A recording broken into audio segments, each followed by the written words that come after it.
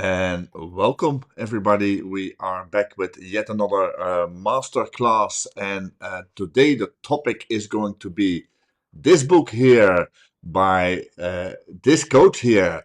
So, welcome to Andreu Enrich. Happy to have you back as one of our regulars here. Uh, because you put out so many good hockey books, it's always a pleasure to talk about those books. So the newest one is this one, 50 training tips. And well, Mm-hmm. you've written some books that are more geared towards the players. This one is absolutely geared Mm-hmm. towards the or focused on the coach, which obviously is our preferred audience here Mm-hmm. as well. So that's a good topic Mm-hmm. to start talking about. The idea is that we are going to touch on a couple of the chapters in your book, have you explain a little bit your thoughts behind it, uh, but also then, yeah, to the people in the audience here, as usual, bring on your questions, bring on your remarks in the comments. The moment Andreu or me, but especially Andreu, is saying something that you agree with or disagree with, let us know in the comments, and make this interactive because, yeah, asking questions is the best way to learn. Um, so, yeah, Andreu, anything to Good. add? You're still happy in Germany, coaching Mannheimer and the German Yes, national yes. team? Yes, this summer was good. This summer was good. Yeah, I'm happy here in Germany. This is going to be my sixth season with MHC, with Mannheimer Hockey Club. Yeah, And yeah, I just completed the first season with the national team as well. So yeah, everything is fine. Thank you very much for the invitation, Ert. It's always a pleasure to be nice. here with you and to again share something else with the coaches community, which in the end is basically what I'm doing by writing books and what you are doing also with having these channels and these tools for coaches. Absolutely. Yeah, this book, as you said, is focused for coaches. My idea was to explain our training methodology that we Mhm. are following here in Germany. And I use this 50 tip format as a way, as a vehicle to do it, because the experience is that with the books from 50 tips from intelligent players, this format, it was really good. It functioned Yeah, very well with a very good feedback from the people. So I decided to follow the same idea instead I of agree. writing a very theoretical book about training methodology with these 50 tips. It's a little bit fresh and yeah, and I think it's better. So yeah, And it mean just and it means that this you can book. read it in chunks as well. You don't have to read it cover to front to cover, and you can read it in chunks and Yeah, pick out the chapters, and read the chapters that you think are yeah, appropriate for the upcoming trainings of your own team as well. Huh? Let's maybe go to the yes, first exactly. chapter The that. format is good. Yeah, Yeah, so let's go to the first chapter that I've selected to start talking about. Let me try and look this up because the first one is this one. The athletic coach is a trainer. What were your thoughts when you yeah, wrote this one? yeah. Because in most of the clubs, at least the experience I have in Spain, well, Holland, Belgium, and now Germany, is that the athletics is a kind of something separated, you know. Mhm. So there's a hockey part, there's a hockey training, and then on top of that, besides of that, there's athletics training. Um, for athletics training, normally there is someone in charge who is the SNC coach or the athletic coach, and that is something that runs really in parallel. In some clubs, they wanted to make it a little bit better, and then there was a coordination between the hockey coaches and the athletic coach, which is the first step. At least knowing what he or she is doing, the loads, the program, and trying to, okay, if we push today in the hockey session, then the athletic session can be like this, like that. That was the first step in the right direction some years ago already. Then the next step was to say, okay, yeah, also we can use that, we can do the athletics with a stick and ball. So okay, the guys, they can run intervals with a stick and ball. They can do some exercises, some cones, Yeah. sprinting and then passing, sprinting and passing. And then the feeling of the athletic coach was that he was getting integrated into hockey. The feeling from the coaches was, yeah, we are doing more hockey. Yeah. um, and that was the next step. In some clubs, they are still not here. They just still living in the first step. Well, that's still suboptimal. That's still not the good way to do it. The And good way even to as do a it is player, I really, would I would hate those moments when the training was all about the physical stuff and you don't have the stick and the ball in front of yeah, you. As a player, I would hate yeah, those parts. So yeah. Yeah, of course, every player hates this, but we always build in the narrative of, yeah, you have to suffer, we have to yeah, work hard, performance, work hard, suffer, these kind of very, very, yeah. very old values. No, the last step is really understanding this professional as part of your staff, and Mhm, understanding this athletics dimension, this athletic structure. This athletics is, of course, the movement, the running patterns from the athletes, from our hockey players, is of course a part that is always there. When they play hockey, they have to run. So the way they run, the metrics when they run, this is something that it's present in the activity itself. It's not something that you develop besides of that, and then you trust that the transference will be automatic. The more they run intervals, then the more they can run chasing a ball and playing, which is not mhm, necessarily true.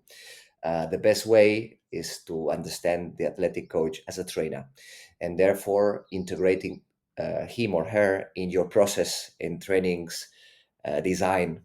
When you meet, when you design the trainings, you need to have also this guy next to you. And then, according to your knowledge as a hockey coach, your plans for the week, your ideas, defining the content, but also with the inputs from the athletic coach in terms of understanding from where do we come from, what do we have, how do we structure the days, how often we train, for how long we train, what type of tasks we want to have in training sessions, if it's Tuesday, Wednesday, Thursday, if it's or Tuesday, Thursday, Friday. Um, this is a discussion that you need someone expert in running, in mhm, physiological metrics, in rest, to be part of that design. Otherwise, we as a hockey coaches, we are experts in hockey, but not necessarily we are experts in this um, athletics topic. mhm. Really How experts would in you deal? understanding How would you deal with the it as rest. let's say that you're a coach, uh, not at the highest level, but maybe a junior team, and there is this athletic coach or this physical coach that's around at the club, but he's not always, or she is not always there during your training sessions. How do you Hmm. then get still that Hmm. knowledge and use that during your own training sessions as well? Yeah, of course. The idea would be to have an athletic coach that he is already uh, quite aligned with this methodology of Mhm, integration. This methodology of, okay, there is just training, hockey training. That's nothing else. Hockey training, and then besides of that, we can complement this hockey training with, for example, gym sessions where we want to optimize certain movements or certain metrics, or sessions where we want to prevent some injuries. That's the first point. The mhm, second point is, okay, if you are not able to have the athletic coach with you all the time, then at least the hockey coaches, they need to know a little bit more of these athletic components. So, for example, they need to mhm, know that we are following the tactical periodization, which is just one branch of this. Of There are some other schools of thought. In tactical periodization, for example, one day is focused on changes of direction. Changes of direction. So the coach says, okay, yeah, on the first training day of the week, changes of direction is the thing that we want to promote. in your hockey drills, in your hockey small-sided games, in Mhm. everything you do. So, for example, if that is clear for the coaches, then the coaches can design tasks where there's a high density of players in a small pitch. No? So there's a lot of acceleration, deceleration, and change of direction. Or they can design, drills where the players they have to accelerate, change direction, turn, these kind of things. So you as a coach, you need to say, okay, I want to practice this content this week. How can I do it with these athletic constraints? Mhm. You know, if you are able to do that, you don't need the coach with you, the athletic coach with you, but still you Mhm. can follow certain patterns that make sense. And then the next training day, maybe you focus on endurance, and then the next one on speed. Mhm. Or if you train after the double weekend or a lot of games, then you need to know already how is a deload session, how is a Yeah. regeneration session with a stick and ball. And if you have this knowledge, ideally from someone from the club, if not you as a coach, you can start reading and studying. But that's a very important component, that we understand athletics in the same way that we understand skill, in the same Mhm. way that we understand mental strength, in the same way that we understand the capacity to connect from the players. This is a kind of dimension, intrinsic dimension of the player in the game, and not Mhm. something separated. Yeah. And do you use your strength and conditioning coach actually as a hockey coach during your trainings as well? Not just him or Mm, her looking at the athletic component of what you're doing, but also mm. looking at other components of your training? He's part of he's part of the training design, and then he's all the time in the session with us. He's now taking for example, the activation, we do a small warm up, and then after the warm up we always do an activation with the stick and ball based on the training day that we are, and he's designing this activation as well together with me. And then normally the first task that we do is all it's a kind of progression where we don't have a game, but we also have a kind of drill, a routine, a pattern of movement, that it's he's also involved in that, and also in pushing the guys. So for example, on Tuesday we always split midfielders, defenders, strikers, and he's always taking one of the groups. And of course, he maybe is not able to correct certain position of the grip, but at least the guys, they understand that this is part of the training, this is part of the process, and he has of course all the respect from the players, and he is able of course to push the guys in a good way. When we are moving more into the games and into the tactical points, of course he takes a second position, because he's not that really an expert in hockey, although he's also athletic coach of the national team, so he's getting more and more expert through time. But yeah.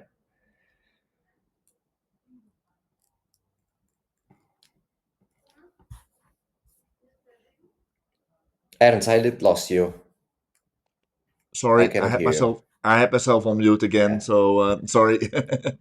Good. um, No, so no, it's let's okay. yeah, coaches, if you have questions about this topic, yeah, let's bring them in the comments, and we can also jump back to it, and while we already go to the next topic. So let's move to the next chapter that I had in mind here. Let me bring that up. That was, yeah, this one. Making teams is key. Um, yeah, you're talking about not the team selection for the game, but you're about talking about the teams that you have during small selection, smaller sided games, and yeah, during the training sessions, Yeah. obviously. Let's talk about that one. Yeah. So we spend it's about making teams in trainings. So we spend a lot of time from our training preparation. We spend a lot of time making teams. Mm, Um, and I'm saying this because I remember in the past, and I know some of the coaches, that when there's a moment to make teams, they just give the bips, yeah, or they just say, okay, 1 2 1 2 1 2, and they just make the teams like this. Okay, you are in some clubs, they don't have bips for everyone. In some clubs it's, okay, you are wearing dark t-shirt colors, and then they make the teams like this. yeah. So if you want to work better, you have to start making teams, because there are two things here. It's very important, who's playing with whom. Hmm. um, um, one of the things in the end I believe that the value of our game is a result is the emergence of the interactions from the players.